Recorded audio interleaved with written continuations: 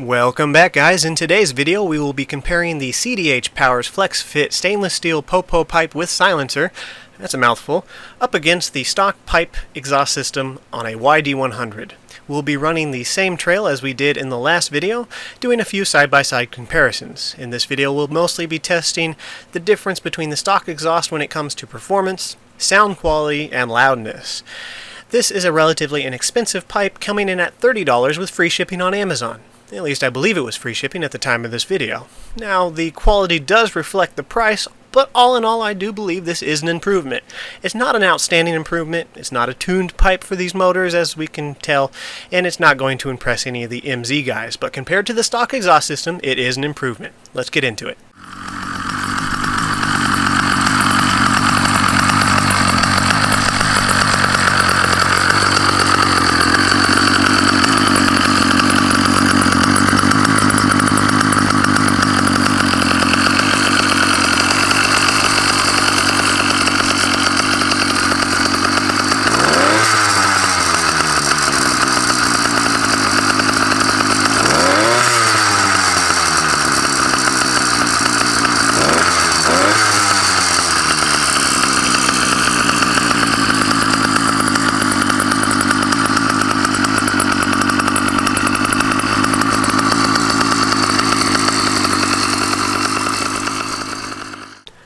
The stock exhaust system that comes with the YD100 did not leave me wanting. After removing the significant restriction, which you might have noticed in the build video, on the outlet, it opened up the motor really well. It was quiet and still had plenty of torque, especially in the low and mid RPMs.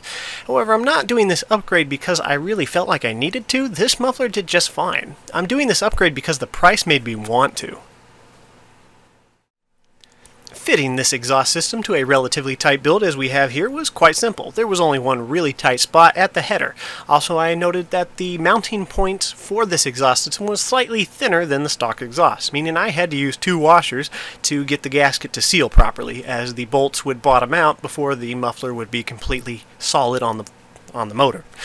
That being said, the flexibility of the system, no pun intended, allows you to mount it to either side of the bike, in which I could have put it on the left side and had it slightly cleaner.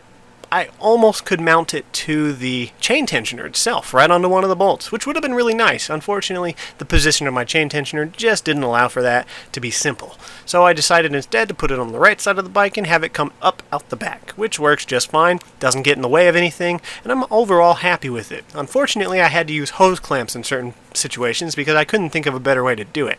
That might mean I could run into some rubbing issues in the future due to vibration, so I'll be sure to keep an eye on that. But at least for now, this works. Quality control for this system is as you would expect for this price point. Not terrible, but not great. There was a pinhole in the weld that was not completed for the mount and the exhaust header, meaning there would have been an exhaust leak spitting oil all over the place and making a really annoying sound. We went ahead and closed this up with some Quick Steel's high temperature epoxy specifically designed for exhaust systems. Unfortunately, that stuff's not cheap, adding $9 to the build price. In our last video, once we reached this section of trail, I noticed that the engine sounded like it might be knocking. However, I'm not too familiar with this sound, so it simply could have been a misfire.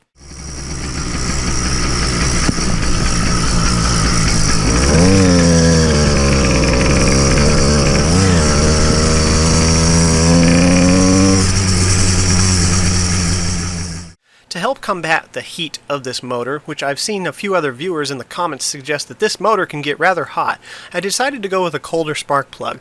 I'll put that one up on the screen. I also decided to move the clip on the needle down one notch to get a richer mixture into the motor. As mentioned in previous video for my trail bikes, reliability is more important than peak performance. Cooling the motor off is kind of a big deal, especially on this one since you can't put a bigger head on it to help improve cooling. So basically I'm hoping that those two changes, along with the less restrictive exhaust system, will help reduce any knocking that we might be experiencing, or at the very least let the engine run cooler. I've had a few viewer suggestions. Some have suggested running high octane fuel. Well, unfortunately I'm already running 93 octane. However, 93 I believe is the ethanol mix. I could move over to the 91 octane, which is less or no ethanol, and see if that makes a difference. A viewer has also suggested that if the knocking does not go away, assuming that's what it is, I could install another base gasket under the cylinder. This might reduce performance, but should help reduce knocking due to less compression. I'm worried it might mess with the timing. However, I've seen that some of these motors have run with 2 gaskets and they seem to run okay. It's something we might test in the future if we have to, but it'll be a last ditch resort. Another thing I might try is actually adding octane boost. I'm not 100% certain what the compression ratio on this motor is because I really haven't looked it up, but it is a beast to start, I'll tell you that. Now, when you put a larger sprocket on a smaller rear wheel, they can be rather hard to start, even a standard PK80, but this one's pretty significant. I had to use a technique which is simply to put the bike in the lowest gear possible and pedal down hard at the exact moment you let off the clutch. So we got the engine nice and hot after taking a run down this Parish Road, back road. Let's see how she does.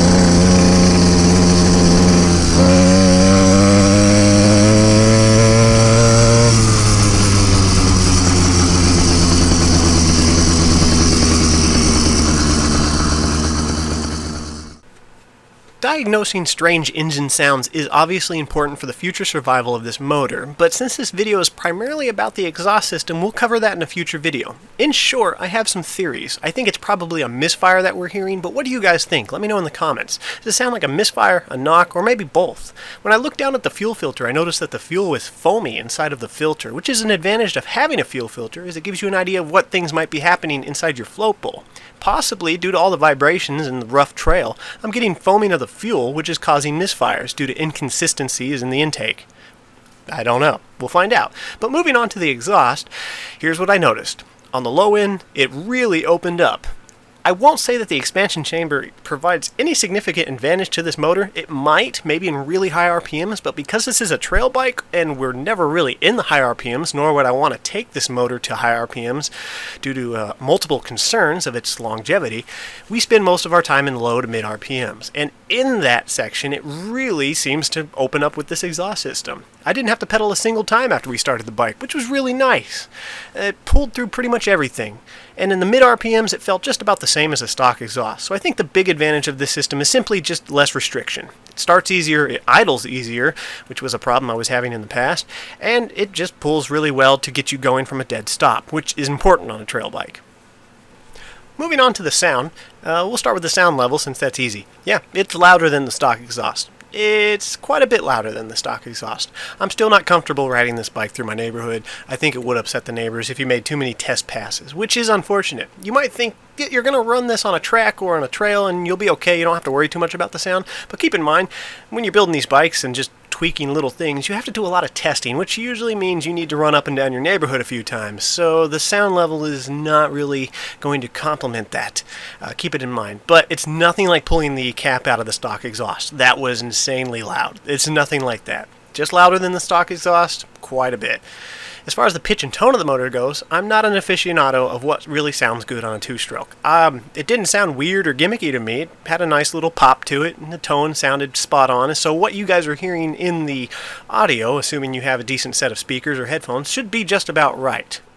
Alright, up next we're going to go ahead and do 2 speed runs. Our first one's going to be just our cruising speed to find out what this particular setup cruises at happily. When the motor's comfortable, the bike's not shaking itself, and you're just generally relaxing down the trail.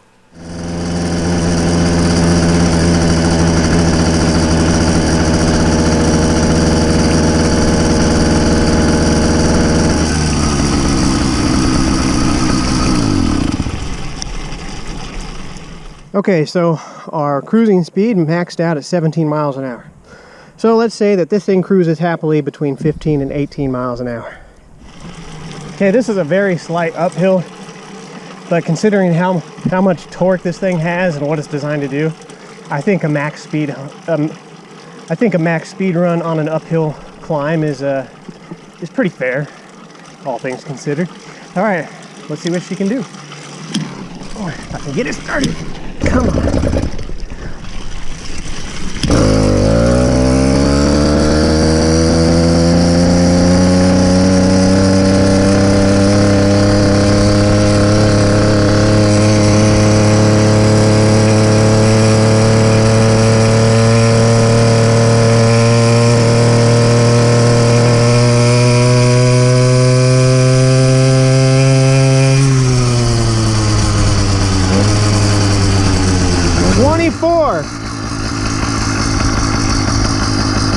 That's pretty good. To stay on the safe side, we'll call the max practical speed of this build 20 miles an hour. Obviously, that's not going to impress anyone, but you got to remember, this is 26-inch tires, 56-tooth sprocket trail bike. And I say that would be the max practical speed because I would never want to hold the motor at that RPMs for any length of time. It really did start to pull, though, at the very top end. It smoothed out and then just grabbed some extra power out of nowhere. That could have been the expansion chamber or just some funky weird thing going on with my tune. Also, I've heard that these motors tend to grab a bit of power before they self-destruct, so hopefully we didn't quite get there. Did she four-stroke? Yeah, probably. This has been a theme on my channel lately about four-stroking bikes. It's probably been going on since I started making bike videos, and I'm just now starting to hear about it. Honestly, I'm not a tuning expert, probably never will be, but what I can tell you is this motor pulls on the trail, and that's all I really care about. Yes, I probably could get absolute peak performance out of this bike with a lot of knowledge and enough moolah, but I'm not too worried about that because hitting my trails, I never feel like this motor is lacking. I didn't feel like it was lacking with the stock exhaust system, and now that I opened up the bottom end even more, I'm never going to be complaining about this bike. It pulls through everything. That being said, would I switch to this exhaust system if it was more expensive? Say this was a $50 exhaust system. No, I wouldn't. I was completely happy with the stock system. All in all, my final opinion is, if you're in a situation where you want the power of this motor but you can't quite justify the loudness of an aftermarket exhaust, the stock exhaust system, assuming you remove any restrictions it might have from the factory, won't leave you wanting. It pulls and pulls and pulls. Alright guys, that's going to cap it up for this video. I hope you got enough information out of it to make a decision on future purchases, and I'll see you in the next one. Ride safe. Huh? You're gonna need some fingers. You got a poop trail. Oh yeah, I imagine it looks like I probably crapped myself over and over. I was just dropping bombs all the way down that trail, babe. I'm gonna have to redo the seal on this. Like every other tank, the vibration starts leaking around the seal.